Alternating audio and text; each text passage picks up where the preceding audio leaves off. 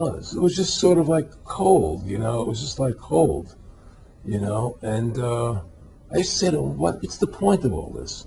You have all the money in the world you need. You have all the power you need. What's the point? You know, what's the end goal? And he said the end goal is to get everybody chipped, to control the whole society, to have the bankers, the elite people, you know, the bankers and some governor controlling the world. And I said, all the people in the Council on Foreign Relations believe this way. You do? No, no, no. You know, most of them believe they're doing the right thing. A lot of them believe it's better off being socialistic. You know, we have to convince people that socialism is really capitalism. Because America's becoming a socialist country. It's a communist country today. Well, one of the things they told me was that we was at the house one night, and he would talk, and he started laughing. He said, Aaron, what do you think women's liberation was about? And I said, I had pretty conventional thinking about it at that point. I said, I think it's about women having the right to work, getting equal pay with men, just like they won the right to vote, you know? And he started to laugh. He said, you're an idiot. And I said, why am I an idiot? He said, let me tell you what that was about. We, the Rockefellers, funded that. We funded Women's Lib, you know? And we're the ones who got all over the newspapers and television, the Rockefeller Foundation. He says, and you want to know why? He says, there were two primary reasons. And they were, one reason was we couldn't tax half the population before Women's Lib. And the second reason was, now we get the kids in school at an early age. We can indoctrinate the kids how to think. It breaks up the family. The kids start looking at the state as the family, as the school, as the officials, as their family, not as the parents teaching them. And so those are the two primary reasons for Women's Lib, which I thought up to that point was a noble thing. You know, when I saw their intentions behind it, where they were coming from when they created it, and the thought of it, I saw the evil behind what I thought was a noble adventure. Aaron, did you know that Gloria Steinem, in one of her own books, now admits the CIA funded Miss Magazine? No, I had no idea about that. No, I never heard that. Yeah, we're going to... CIA funded Miss Magazine? Funded Miss Magazine with the stated goal of taxing women and breaking up the family. No kidding. I never heard that. Well, Nick told me. I mean, I know it, but not because I know the CIA was involved in it. Well, Gloria Steinem was proud of it. Oh, the CIA wanted to help me help women. No kidding. So they funded it, yeah. And of course, it's divide and conquer.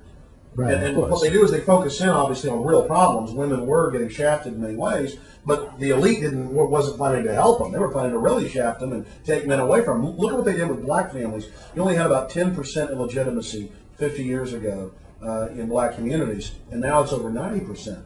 And look at welfare. We're going to give you some money, but you can't have a man in the house.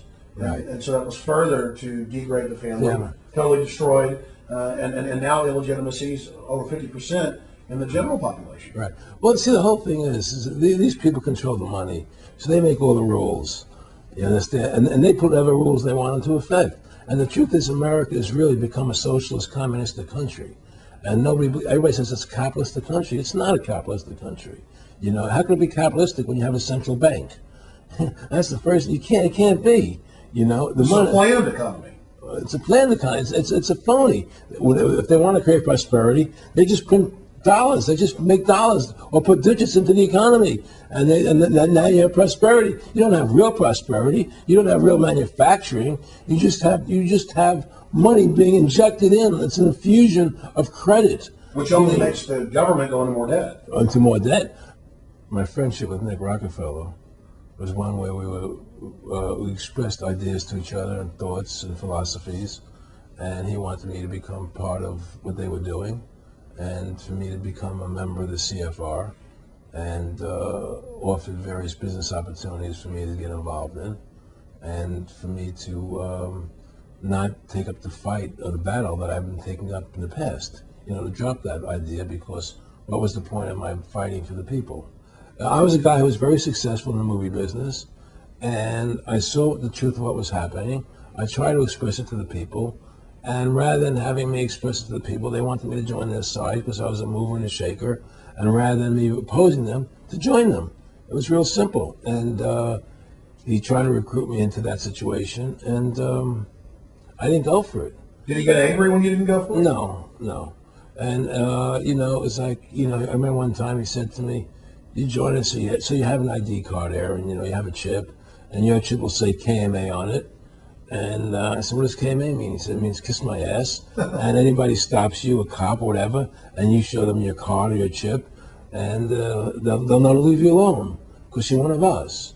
And why are you fighting for the people for? What is that about? The people are just, they have to be ruled. They have to be, the Constitution, what you're standing for, is only for a few people. It's only a few individuals that can live that way.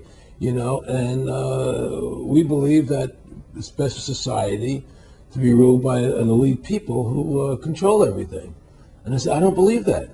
I believe God put me on this earth to be the best person I could be, and put everybody on this earth to be the best they could be, not to be a slave and a sheep to you and these people. And I don't understand why you want to control everything. What is the need for that? And I asked them, do all the people in the Council of Foreign Relations feel the same way you feel? He said, no, a lot of them think they're doing the right thing. They think that socialism is the best way to go. They think that, that they're doing the right thing. But the people at the top, they all know the truth of what's happening.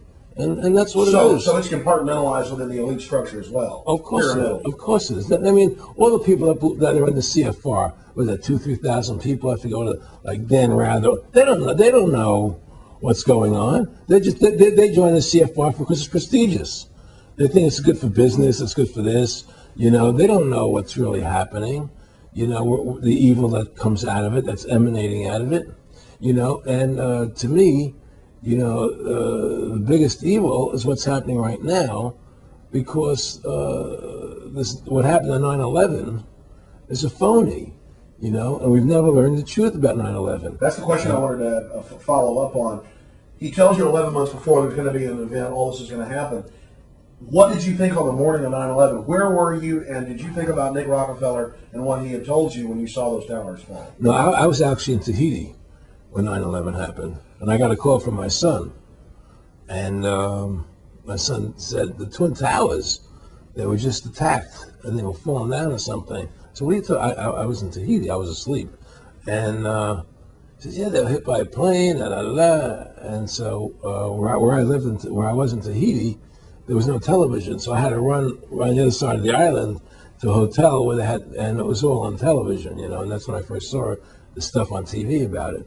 And I didn't immediately equate it to Nick, but when I realized that we were going to go into Afghanistan, Iraq, and as that developed, I realized what it was. I mean, to me, I see people like Bill O'Reilly on television, right?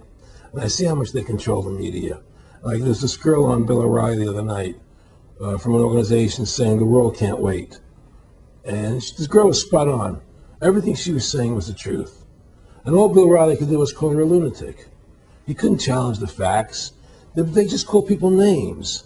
They can't, and until we just find that, look, this world, we're heading into a world of danger, possible nuclear wars, because the banking industry is trying to take over the world.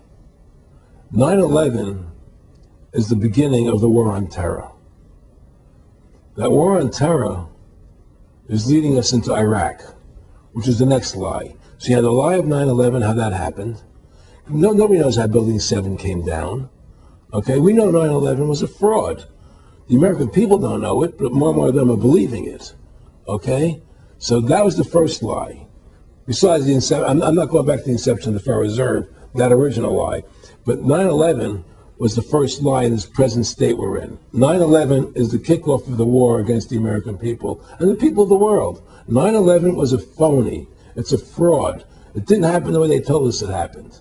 Now, because of 9/11, we then had the authority to go into Afghanistan and Iraq.